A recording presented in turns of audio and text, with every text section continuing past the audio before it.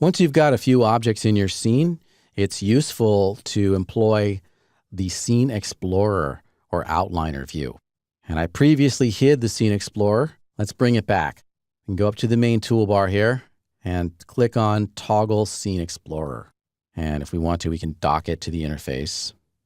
And this is a list of all the objects in the scene. And we can do fun things here, like, for example, hide objects. That's what this little eye icon is here. We can go through and hide stuff. Or we can select multiple objects. I can select an object and then hold down Shift and select all those continuous objects. And then, for example, hide them all at once or unhide them all at once. We can rename objects here. For example, I've got these two that are just labeled box 001. I can select that and then click on it a second time. Don't double click, but leave a long pause between selecting and then selecting a second time. And we can call this one staircase side 001.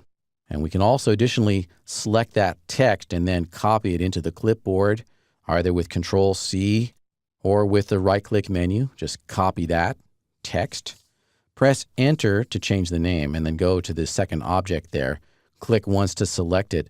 Click it a second time to rename it, and then paste the other name in. So I can right-click and choose Paste, and then change it to Staircase Side 002, and then press Enter again. Other things we can do, we could actually create hierarchies. We'll look at that later in the course. We can select things by group. We can select different types of object here. Or probably most importantly at this stage is the ability to freeze objects. And a frozen object is one that cannot be selected in the viewports. And currently none of these objects are frozen. But let's say I selected everything. Hold down the Shift key and select all that stuff. And then go over here where it says frozen. We have this little snowflake icon. And click on any one of those. And now all of those objects are frozen. And they're unselectable. If I go over here to the viewport and click, I cannot select those objects. Notice that they're also displayed in gray. That happens by default. Frozen objects are displayed in gray unless you choose otherwise.